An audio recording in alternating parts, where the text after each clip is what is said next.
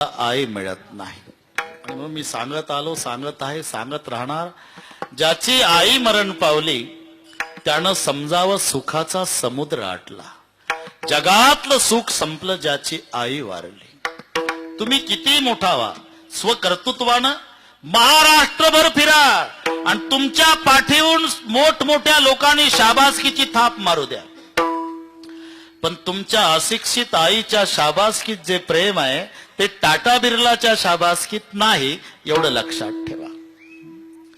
बस आई ती आई, तिच्या प्रेमाची सर रंभेला येणार नाही. जेव्हा सुभद्रा रडू लागली युद्धामध्ये अभिमन्यू मेल्यावर, आणि श्रीकृष्ण भगवान समजूत घालतात, रडू नको सुभद्रे.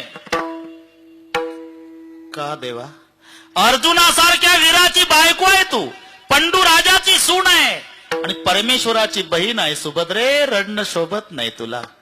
देवा, हे नाते पाठ आहेत रे मला. मग मी अर्जुनाची बायको नाही रडत देवा, पंडू राजाची सून नाही रडत देवा, मी भगवंताची बहीण नाही रडत रे देवा, मी अभिमन्यूची माय रडते. हे तुला कळणार नाही देवा. तू पुढच्या जन्मी कोणाची आई हो, तुझं पोर असं लढाईत मरू दे, मग तुला कळेल पुत्र मेल्यावर आईला किती दुःख होत. किंबहुना धनुर्धरा, जो मातेची आई उदरा, तो मातेचा सोयरा केतुला पा. आणि म्हणून काही खर्च येत नाही रे बाबा. अरे कुत्र सांभाळायला खर्च आहे सध्या, तेवढा मायबाप सांभाळायला नाही. केवढा खर्च चालला कुत्र्यावर. टब मध्ये बसवून कुत्र शॅम्पू टाकून धुवायचं, कोऱ्या टावेलनी रोज टावेल बदलायचा, कुत्र पुसायचा टावेल. आजचा उद्या नाही, वाटेल ते खाऊ घालायचं कुत्र्याला. आणि सायंकाळी 6 वाजता एसीच्या गाडीत पुढच्या सीटवर बसून फिरवून आणायचं कुत्र. याचं कुत्र एसीच्या गाडीत बसून फिरतं आणि याचा बाप न याची आई वृद्धाश्रमात परवाच्या भाकरी खाते. विचार करा.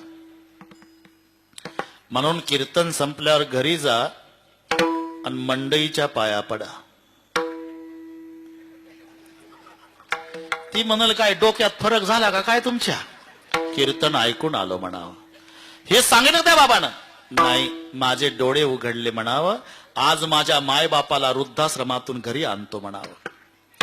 ती म्हणाल घरी आणा, पण बंगल्यात नाही राहू देणार, जर्सी गाईच्या गोठ्यात ठेवतो म्हणावं. आणा मायबापाला. गाई दाटी वाटी बांधून एक कोपरा खाली करा. खर्च येऊ देत नाही तुम्हाला. मायबापाला 2 फाटके पोते द्या, 2 मळकटल्या गोदड्या द्या, 2 ताट जर्मनची द्या, 2 तांबे प्लास्टिकचे द्या. स्वयंपाक करू नका. मुलाबाळातून उरलेली एखादी भाकरी बायकोच्या चोरून पॅन्टच्या खिशात घाला. ज्या मायबापानं उसनं पासनं करून तुम्हाला लहानाचं मोठं केलं, त्यांच्यासाठी रोज एक भाकरी चोरा. पाप नाही लागणार तुम्हाला. मोटरसायकलने ऑफिसला जात असताना मोटरसायकल गोठ्याकडून न्या. का? जसे जनावर मालकाची वाट पाहतात, आमचा मालक चारा टाकायला येईल, तसं भुकेनं व्याकुळ झाल्यामुळे मायबाप सारखे बघत असतील आमचा लेक भाकर घेऊन येईल. गोठ्याच्या पुढे मोटरसायकल उभी करा. उतरू नका, तुमची वेळ वाचवतो. खिशातली भाकरी काढा आणि कुत्र्याला फेकता तशी गोठ्यात फेका. भाकरीकडे पाहू नका, सेनात पडली का गव्हाणीत, तुमचं काम झालं. तुम्ही ऑफिसला निघून जा. आता तुमची माय तिला उठवत नाही, घुसत घुसत घुसत घुसत भाकरीपर्यंत येईल. ती भाकरी आपल्या जागेवर नेईल. अर्धी भाकरी बापाला देईल, अर्धी माय घेईल. दोघाच्याही मुखात दात नाही, भाकरी चावत नाही, भाजी नाही. दोघही ताकद लावून मायबाप आपापल्या अर्ध्या अर्ध्या भाकरीचा ताटात भुगा करतील, त्याच्यात पाणी वततील आणि भाकरी खाताना एकमेकाकडे पाहून डबडबल्या डोळ्यानं.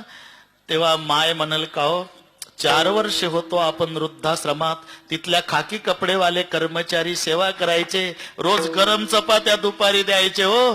इथं 4 महिन्यापासून गोठ्यात कुत्र्यासारखी भाकरी फेकतोय आपला दादा.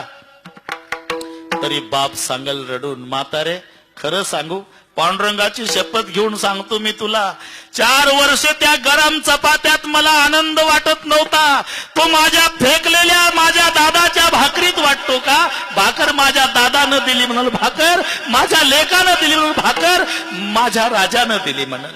अरे कुत्र किती प्रेमानं सांभाळा, चावल्याशिवाय राहणार नाही. माय बापाला फेकून भाकरी वाढा, आशीर्वाद दिल्याशिवाय मरणार नाही. मी रोज 10 मिनिट महाराष्ट्रभर मायबापासाठी घेतो. माझी वैयक्तिक भावना आहे, माझ्या शब्दाचा 10 जरी जवानांवर परिणाम झाला